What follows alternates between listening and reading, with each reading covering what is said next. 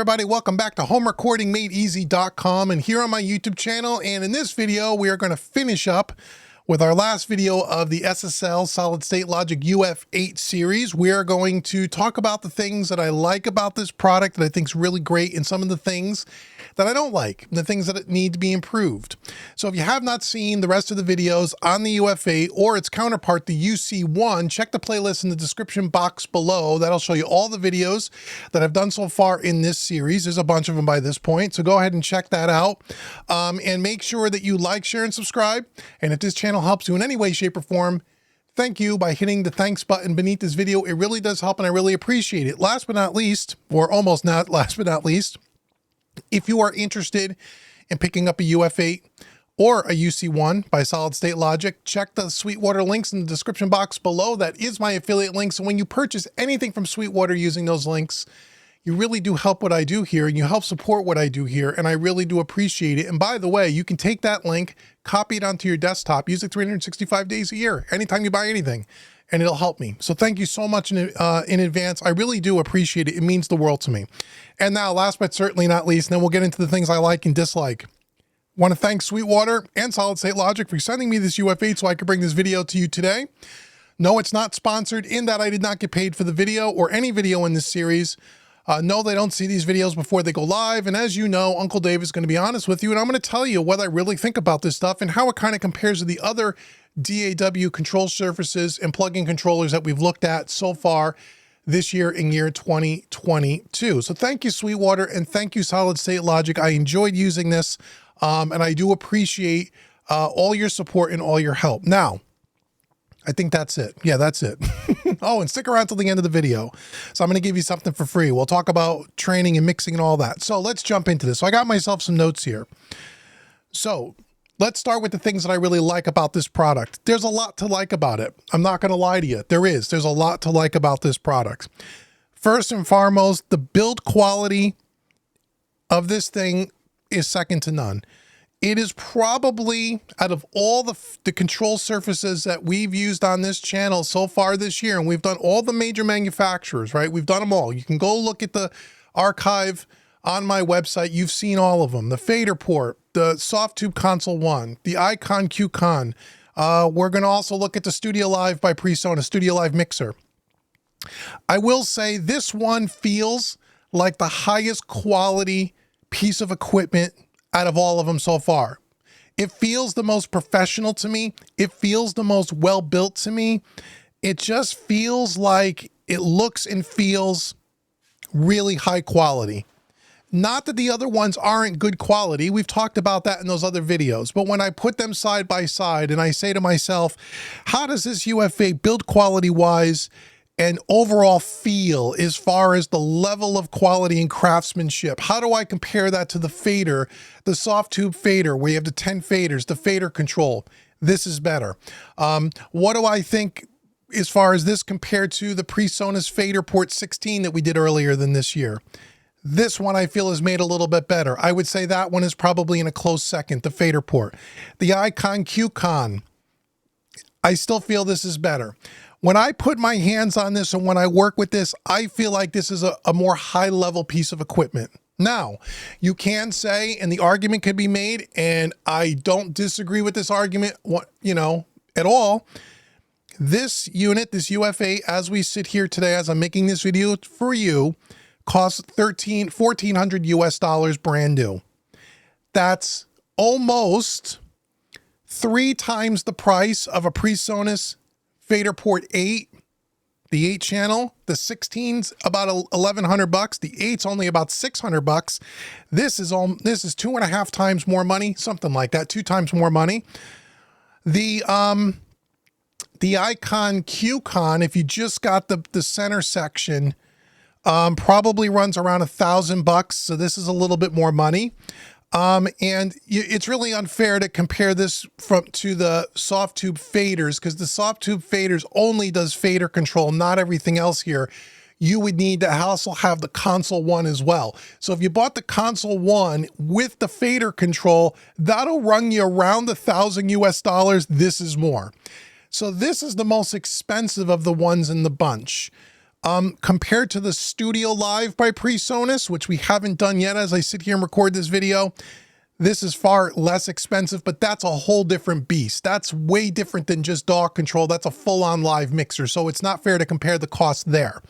So when you compare apples to apples, it is more money, this solid state Logic UF8, and in some cases considerably more money, but I feel it has the build quality and the craftsmanship that it makes sense to me that it's more money from a build and quality perspective.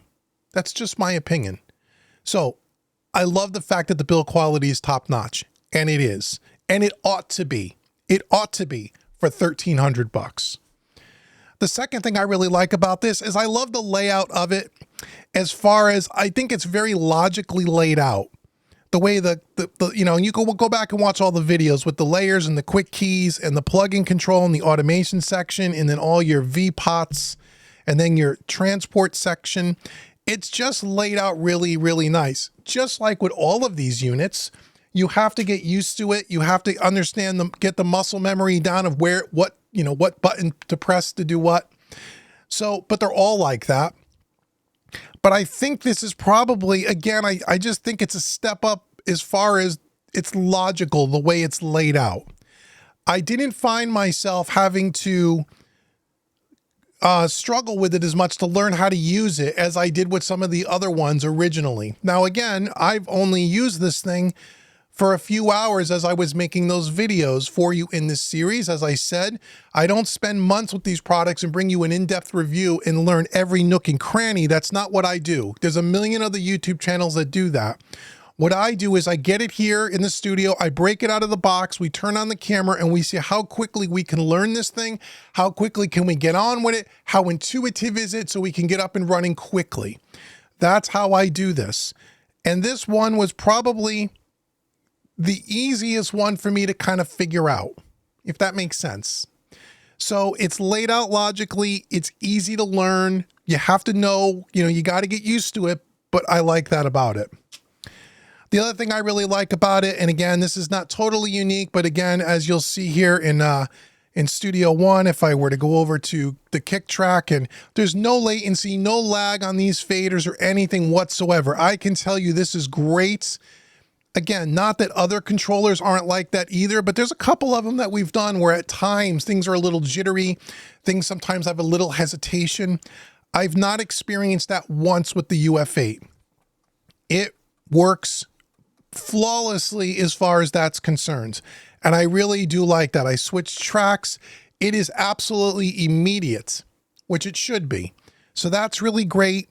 Again, a lot of surface controls, that's not a problem. And some's that is a problem, but I like that it's like this. The other thing I like about this, which is one of the things that I think I might have complained about in one of the earlier videos, if I open up the 360 software, and I come over to the mixer here, one of the things that I complained about was, depending on the resolution of your display monitor, I have a 27-inch studio display, my Apple. When I look at our channel strip here, I can't see the whole channel strip. I got to kind of use my mouse and scroll down to see the EQ section, or to scroll up to see the dynamic section. And I had said, I think in one of those earlier videos, boy, I wish there was a way that you didn't have to put your hands on the mouse. There is a way.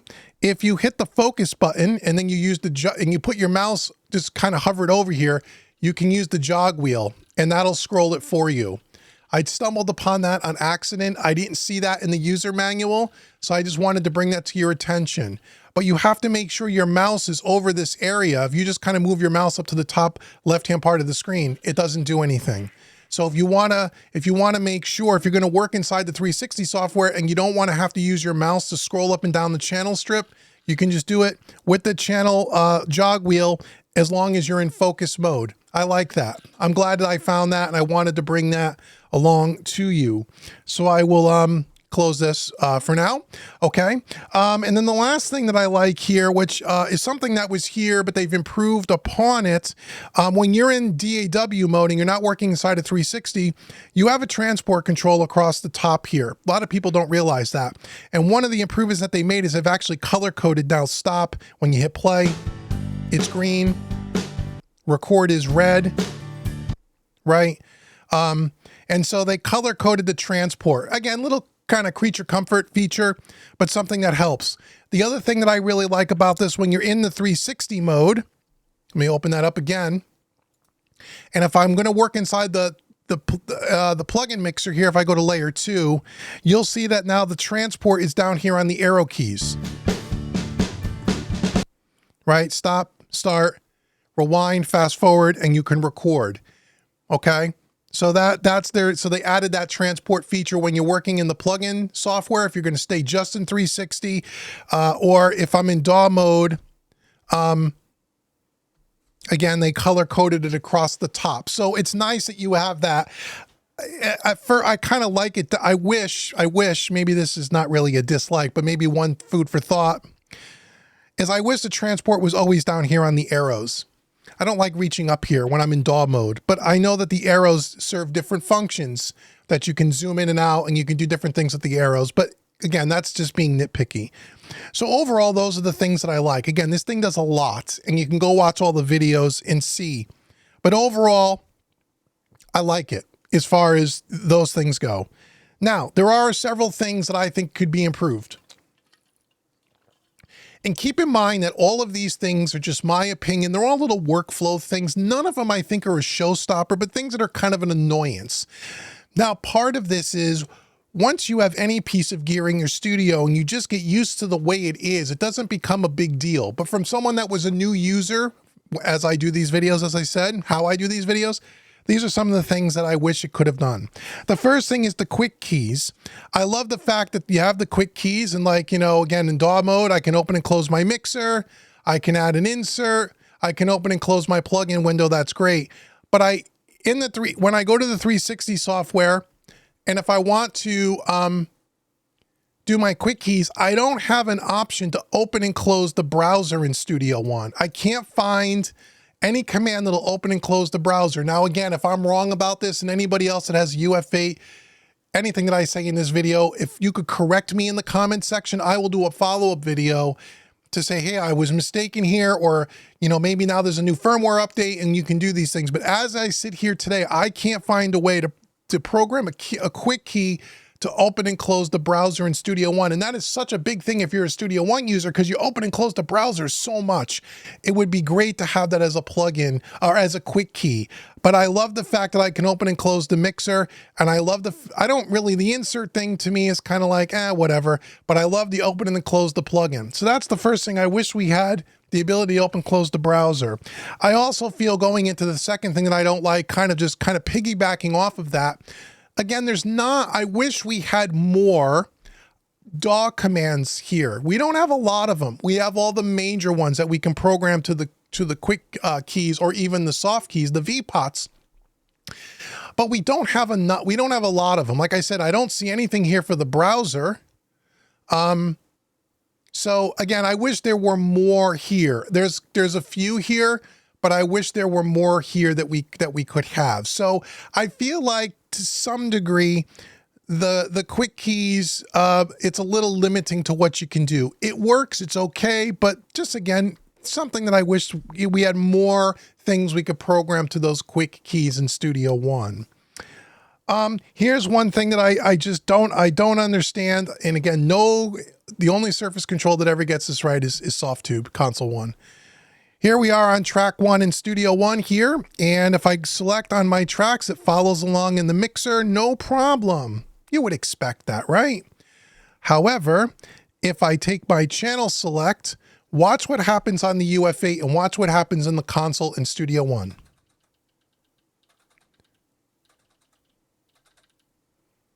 Nothing happens in Studio One. When I advance the track 1 at a time, or 8 at a time, right? Everything changes on the UF8. It does not follow along in the mixer in Studio One. When I turn this jog wheel, that thing ought to change. Now, oddly enough, if you go watch the UC1 videos, with the UC1, if you change the channel, it advances, but the UF8 by itself, it does not. I don't understand why. If I'm doing something wrong, please, again, correct me in the comment section. No DAW controller, with the exception of the SoftTube Console 1, gets this. Now, I've been told by DAW controller companies, not SSL, but I've been told by other companies that that's not the fault of the product. It's really the fault of the program. And these things are trying to be compatible with every major DAW that's out there. And some of these features work and don't work, and it really has nothing to do with their product. It has to do with the way the DAW and the coding or some stuff like that. And maybe that's true. I'm not blaming SSL. I'm just saying, why could Softtube get this right and nobody else can? I don't know, but that's an annoyance to me. But when you hit the select, it does work. So again, it's not, is it a showstopper? I don't know that it's a showstopper. It's just an annoyance to me. It's my pet peeve of these kinds of products. Take what you want with that. And you say, well, if it's just a Studio One, maybe it is a Studio One thing. Maybe it's not a UF8 thing. Really? Go to the 360 software and do the same thing. It doesn't advance. So it doesn't even advance in their own software when you turn the wheel.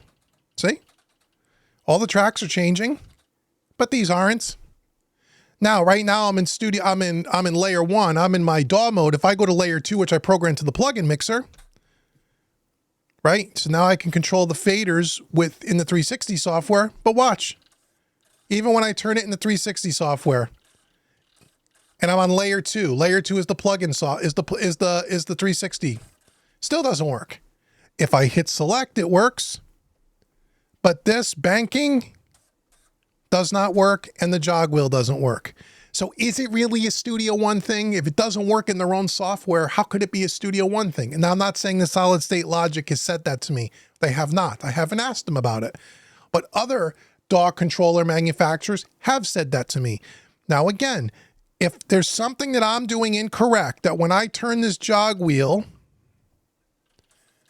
that you could get that blue bar to switch like it's supposed to, please let me know in the comment section, because I can't figure it out. Again, is it a showstopper?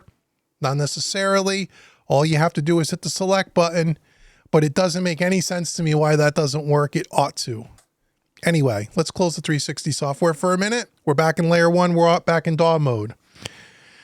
The last thing that I don't like about this, again, I guess we got to go back to 360. But one thing that I don't like is that you cannot control any other plugins inside of the 360 software other than the channel strip and the bus compressor, meaning not even other SSL plugins. For example, like the Fusion, where I think the 360 software, if I had to choose between working between the 360 software or working in DAW mode, I thought at first I was going to like working this way because I like the way the channel strip is laid out like a console. If I'm in this mode, I can't even hit focus mode. Remember I was talking about focus mode? If I'm in 360 plugin mixer mode, this whole thing with the channel strip, this whole thing here that I talked about, you have to scroll with your mouse because the focus button doesn't work. That only works when you're in DAW mode. Then you hit the focus button and that works, which again, doesn't make any sense to me. If I'm in the plugin mixer mode and I'm not in DAW mode and I'm going to do everything from here, the fact that not even things like the SSL Fusion plugins can be seen and controlled from here, not even controlled with hardware, but you can't even see it and control it with your mouse. So what that means is that if you have more plugins than just the channel strip and the bus compressor in your session, you're either going to constantly be toggling back and forth between the DAW and the 360, or you're going to have the 360 open up on one screen and you're going to have the DAW open up on another screen. That doesn't make sense. I don't believe it's seamless enough. I hope that makes sense. I thought originally I was going to love working in this mode. And what I found was I would rather work in DAW mode because I can open up the first plugin, and as I change my tracks, the plugin opens and closes with it. So it goes along. I only have to open up the plugin window once. And if I have other plugins in my session, it's all right on the same screen. I'm not bouncing back and forth between 360 and this and 360 and this. You know what I mean? So I kind of prefer working this way as opposed to working in 360. This looks cool, but the fact that in plugin layer, I have to scroll with my mouse. I got to take my hand off the controller to be able to see the whole channel strip. I don't like. And the fact that if I'm using any other plugins, all that means is I got to bounce back and forth between the two screens. Again, I don't know that that's a an improvement that needs to be made on SSL's part or not. I just wish that maybe the 360 software could do a little more. I don't see any I guess I don't see any reason other than the fact that you may like the way the channel strip looks and it looks like a real SSL when you look at it and it looks cool. I just don't know what the advantages of working this way as opposed to working here. I guess I haven't spent enough time with it to know, but I've done a couple of mixes now, and I found if I'm using the 360 software, I find I'm constantly bouncing back, back and forth. Unless, again, all you're ever going to use is just your one channel strip and your bus compressor, and you have no other plugins in your session. This is just as quick when you select the channels because the plugin window never has to be opened and closed again. It follows along as it should. That kind of keeps me from having to look at it this way. Does that make sense? And again, to me, that is just a personal preference workflow thing. And again, like with anything, I think if you could get used to anything. And I guess if you just worked in this software, after a while, you'd get used to it and you'd really like it. I might feel better about it if I'd have to scroll with my mouse like this. But that, again, that's just me. So those are kind of the likes and dislikes. Overall, all of the dislikes are just little nuisances. It's just personal preference. And again, it's not a showstopper. I think overall, this is a fantastic product. It's one of the better ones on the market as far as the way it feels, the look of it, the overall build quality, the layout. I love the fact that you get the three channels, the two channel strips and the bus compressor along with this when you purchase it. I know it's not as many plugins as, say, Softtube Console 1, which again, to me is their major competitor. I think that's the major competitor here. Is this and that. But do I like this better than all the other ones that have faders? Yes, so far I do. Again, whether it's worth the $1,300 or not, or whether you'd rather buy a PreSonus Fader Port 8 for $600, that's for everybody's decision. But I feel this is a fantastic product. This is my favorite one thus far when you just take everything into consideration, even with some of the little nuances here that I said that I don't like, the nuisances that I don't like. Now, where this becomes really powerful and where you'll see in the next couple of videos, one of which will be a live stream coming up. When you pair this with the UC1, to me, that is the perfect combination. This in and of itself, especially for plugin control, even though you can map plugins to it, and you saw that in the previous videos, it does work, but it's not the ideal plugin controller. Even when you're working in your 360 mode and your plugin and you're working in this software, all your channel strip plugin parameters are mapped to the 6 soft keys up here. And that is really cool. But when you go to map third-party plugins to this, you're limited to the 8 parameters. And again, it just seems a little clunky to me, but I guess it's made the best it can. This is not really made to be a plugin controller first. It's really made for the faders first, transport first. I think the plugins are a secondary benefit to this unit. This is where the UC1 really comes into play. The UC1 with this has the best of both worlds, in my opinion. And you'll see that in upcoming videos. So I hope this was helpful to you in some way. I think it's a wonderful product. Hopefully SSL will continue to make firmware updates to kind of improve on some of these little quirks that are in it. Hopefully they'll release some additional channel strips and maybe some more plugins that you can control with it when you're in the 360 software. That would be really cool. And again, once they do that with the UF8, those plugin controllers will also hopefully work with the UC1. I think as time goes on, if SSL does this right, they could really have one of the best, if not the best, DAW controller on the market, regardless of what they're charging for it cost-wise. So that's my likes and dislikes.